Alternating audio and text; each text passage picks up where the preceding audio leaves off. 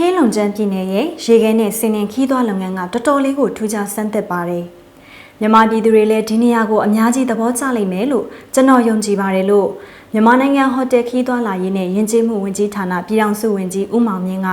ဟာရဲ့ပင်ရေခဲနဲ့စင်းနှင်းကဘာရဲ့ရေခဲနဲ့စင်းနှင်းအိမ်မက်ပြတိုက်ကိုမကြသေးခင်ကတွားရောက်လဲပတ်ခဲ့ပြီးနောက်အခုလိုပြောကြားခဲ့တာဖြစ်ပါတယ်။တရုတ်နိုင်ငံအရှေ့မြောက်ပိုင်းဟေးလုံကျန်းပြည်နယ်မှာကျင်းပတဲ့ရှစ်ကြိမ်မြောက်ခီးသွွားလုပ်ငန်းဖွံ့ဖြိုးတိုးတက်ရေးညီလာခံကိုအထူးဧည့်သည်တော်အနေနဲ့ဝန်ကြီးကိုဖိတ်ကြားခဲ့တာဖြစ်ပါတယ်။ဟေးလုံကျန်းပြည်နယ်မြို့တော်ဟာအဲပင်ရှိရေခဲနဲ့စီးနှင်းအိမ်မက်ပြတိုင်းမှာရေခဲပပုတွေအင်ဒိုစီးနှင်းရှုခင်းနဲ့ရေခဲစီးနှင်းဖြောပြတင်ဆက်မှုအဆောက်အုံတွေကသူ့ကိုမကြာခဏဆိုသလိုရက်တက်ငင်းမောရလာအောင်ဆွဲဆောင်ရရှိတယ်လို့ဆိုပါတယ်။လက်ရှိအရှိတောင်အာရှမှာအင်ဒိုရေခဲနဲ့စီးနှင်းနေရာတွေကရှားပါတယ်။ကျွန်တော်မြန်မာနိုင်ငံပြန်ရောက်တဲ့အခါမှာပြည်ရင်းကလူတွေကိုဟိုင်းအပင်ရေခဲနဲ့စီးနှင်းအိမ်မက်ပြတိုက်ကိုလာရောက်လဲပတ်ကြဖို့ထောက်ခံအားပေးသွားမှာပါ။မြန်မာပြည်ကလူတွေလည်းဟေလုံကျန်းပြည်နယ်ရဲ့ထူးခြားဆန်းသစ်တဲ့အင်ဒိုရေခဲနဲ့စီးနှင်းခီးသွွားလုပ်ငန်းစီမံကိန်းတွေကိုပို့ပြီးလေ့လာနိုင်မှာဖြစ်ပါတယ်လို့၎င်းကဆိုပါတယ်။ဟိုင်းအပင်ရဲ့ရေခဲနဲ့စီးနှင်းခီးသွွားလုပ်ငန်းကတစ်နှစ်ပတ်လုံးလာရောက်လဲပတ်နိုင်တဲ့ထူးခြားဆန်းသစ်တဲ့အမှတ်တစိတ်အဖြစ်ပြောင်းလဲတိုးတက်နေပါပြီလို့ဦးမောင်မြင့်ကပြောကြားခဲ့ပြီးအရင်ကရာသီဥတုနဲ့ရာသီအလိုက်အခြေအနေတွေကြောင့်ဆောင်းရာသီမှာပဲအကန့်အသတ်နဲ့ဖွင့်လှစ်နိုင်ခဲ့ပြီးအင်ဒိုရေခဲနဲ့စီးနှင်းစီမံကိန်းတွေကတော့အဲ့လိုရာသီအလိုက်အကန့်အသတ်တွေကိုကျော်လွှားကဖော်ဆောင်နိုင်ပြီဖြစ်တယ်လို့၎င်းကမှတ်ချက်ပြုခဲ့ပါတယ်။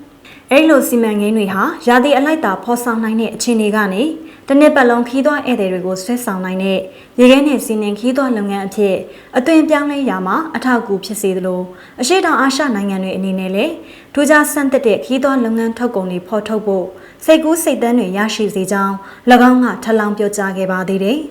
။အဆိုပါခီးသွွားလုပ်ငန်းဆိုင်ရာဆွေးနွေးပွဲမှာဦးမောင်မြင့်က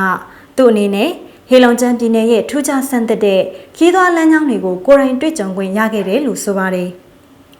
မြန်မာနိုင်ငံကခီးသွွားဧည့်သည်တွေအနေနဲ့ဟာရဲ့ပင်ရေခဲနဲ့စီးနှင်းကဘာနဲ့ဟေလုံကျန်းပြည်နယ်ခီးသွွားလုပ်ငန်းဆွေးနွေးပွဲကိုဇူလိုင်10ရက်ကနေ9ရက်အထိလက်ခံကျင်းပခဲ့တဲ့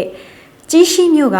ရှင်းခါရေကန်လိုမျိုးခီးသွွားဆွဲဆောင်ရာနေရာတွေကိုအထူးစိတ်ဝင်စားကြလိမ့်မယ်လို့လည်း၎င်းကယူဆပါတယ်။ဒါအပြင်ထူးခြားတဲ့ဒေသသွင်းမြင်လက္ခဏာတွေရှိတဲ့နယ်စပ်ဖြတ်ကျော်ခီးသွွားလုပ်ငန်းထုတ်ကုန်တွေပေးစွမ်းနိုင်ရေးအတွက်ရှင်းခါရေကန်နဲ့ရုရှားနိုင်ငံအရှေ့ပြားဒေသတို့ကိုချိတ်ဆက်ပေးတဲ့ခီးသွွားလမ်းကြောင်းတွေထပ်မံဖော်ဆောင်မှုလည်း၎င်းကအကြံပြုခဲ့ပါတယ်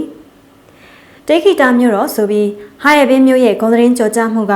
နှစ်လိုဝဲဖြစ်တဲ့ယဉ်ကျေးမှုဆိုင်ရာခီးသွွားလုပ်ငန်းအရင်းမြစ်တစ်ခုလည်းဖြစ်ကြောင်း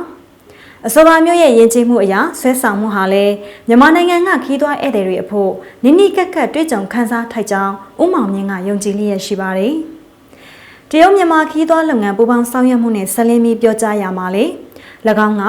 မြန်မာနိုင်ငံနဲ့ဟေလုံကျန်းပြည်နယ်တို့ရဲ့ခီးသွွားလုပ်ငန်းအရင်းမြစ်တွေဟာတကယ့်ကိုအပြန်အလှန်ဖြည့်ဆွတ်ပံ့ပိုးနိုင်စွမ်းရှိပြီးတစ်ဖက်ကအပူပိုင်းဒေသရာသီဥတုကြောင့်လူသိများသလို